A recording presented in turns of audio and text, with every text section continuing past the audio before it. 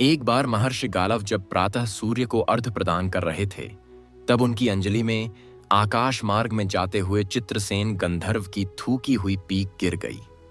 मुनि को इससे बड़ा क्रोध आया।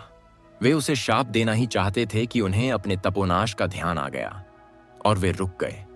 उन्होंने जाकर भगवान श्री कृष्ण से फरियाद की। श्याम सुंदर तो ब्रह्मण्य देव ठहरे ही झट प्रतिज्ञा कर ली 24 घंटे के भीतर चित्रसेन का वध कर देने की। ऋषि को पूर्ण संतुष्ट करने के लिए उन्होंने माता देवकी तथा महर्षि के चरणों की शपथ ले ली।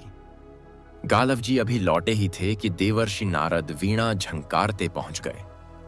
भगवान ने उनका स्वागत आतिथ्य किया। शांत होने पर नारद जी ने कहा, प्रभु आप तो परमानंद कंद कहे जाते हैं। आपके दर्शन से लोग विषाद मुक्त हो जाते हैं, पर पता नहीं क्यों आज आपके मुख कमल पर विषाद की रेखा दिख रही है। इस पर श्याम सुंदर ने गालव जी के सारे प्रसंग को सुनाकर अपनी प्रतिज्ञा सुनाई। अब नारद जी को कैसा चैन, आनंद आ गया। झटपट चले और पहुंचे चित्रसेन के पास। चित्रसेन भी उनके चरणों में गिर अपनी कुंडली आदि लाकर ग्रह दशा पूछने लगे। नारद जी ने कहा, अरे तुम अब यह सब क्या पूछ रहे हो?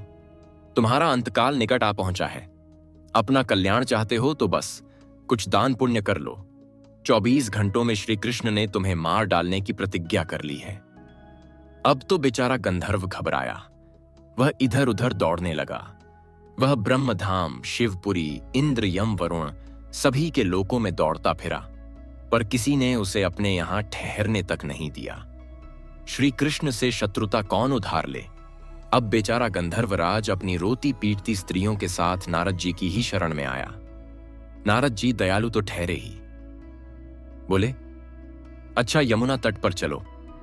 वहां जाकर एक स्थान को दिखाकर कहा, आज आधी रात को यहां एक स्त्री आएगी। उस समय तुम ऊंचे स्वर में विलाप करते रहना। वह स्त्री तुम्हें बचा लेगी, पर ध्यान रखना, जब तक वह तुम्हारे कष्ट दूर कर देने की प्रतिज्ञा न कर ले, तब तक तुम अपने कष्ट का कारण भूलकर भी मत बताना। नारद जी भी विचित्र ठहरे। एक ओर तो चित्रसेन को यह समझाया, दूसरी ओर पहुंच गए अर्जुन के महल में सुभद्रा के पास। उससे बोले, सुभद्रे, आज का पर्व बड़ा ही महत्वपूर्ण है। आज आधी रात को यमुना स्नान करने तथा दीन की रक्षा करने से अक्षय पुण्य की प्राप्त होगी। आधी रात को सुभद्रा अपनी 1-2 सहेलियों के साथ यमुना स्नान को पहुंची। वहां उन्हें रोने की आवाज सुनाई पड़ी। नारद जी ने दीनोद्धार का माहात्म्य बतला ही रखा था। सुभद्रा ने सोचा, चलो अक्षय पुण्य लूट ही लूं। वे तुरंत उधर गईं तो चित्रसेन रोता मिला। उन्होंने लाख पूछा, पर वह बिना प्रतिज्ञा के बतलाए ही नहीं। अंत में इनके प्रतिज्ञाबद्ध होने पर उसने स्थिति स्पष्ट की।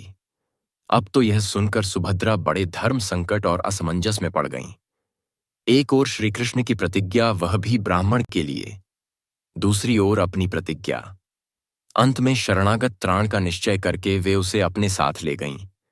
घर जाकर उन्होंने सारी परिस्थिति अर्जुन के सामने रखी। अर्जुन का चित्रसेन मित्र भी था। अर्जुन ने सुभद्रा को सांत्वना दी और कहा कि तुम्हारी प्रतिज्ञा पूरी होगी।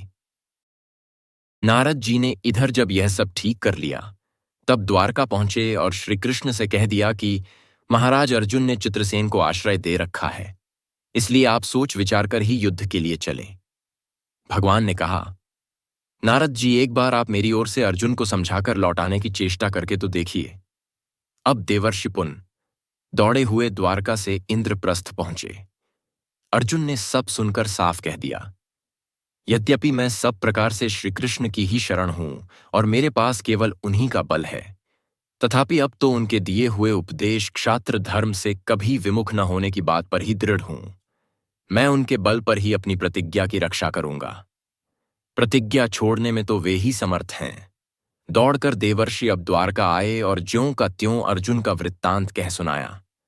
अब क्या हो, युद्ध की तैयारी हुई।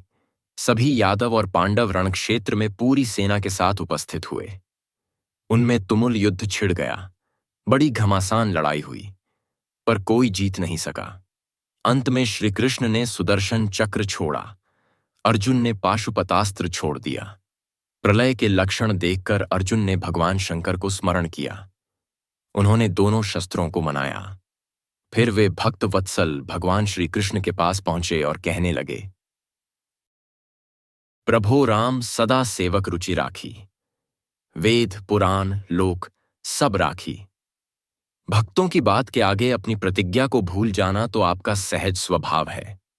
इसकी तो असंख्य आवृत्तियां हुई होंगी। अब तो इस लीला को यहीं समाप्त कीजिए। बाण समाप्त हो गए। प्रभु युद्ध से विरत हो गए। अर्जुन को गले लगाकर उन्होंने युद्ध श्रम से मुक्त किया, चित्रसेन को अभय किया। सब लोग धन्य धन्य कह उठे। पर गालव को यह बात अच्छी नहीं लगी। उन्होंने कहा, यह तो अच्छा मजाक रहा। स्वच्छ हृदय का ऋषि बोल उठे, लो मैं अपनी शक्ति प्रकट करता हूं। मैं कृष्ण अर्जुन सुभद्रा समेत चित्रसेन को जला डालता हूं। पर बेचारे साधु ने ज्यों ही जल हाथ में लिया, सुभद्रा बोल उठी, मैं यदि कृष्ण की भक्त हूं और अर्जुन के प्रति मेरा प्रतिव्रत्य पूर्ण हो तो यह जल ऋषि के हाथ से पृथ्वी पर न गिरे। ऐसा ही हुआ। गालव बड़े लज्जित हुए। उन्होंने प्रभु को नमस्कार किया और वे अपने स्थान पर लौट गए।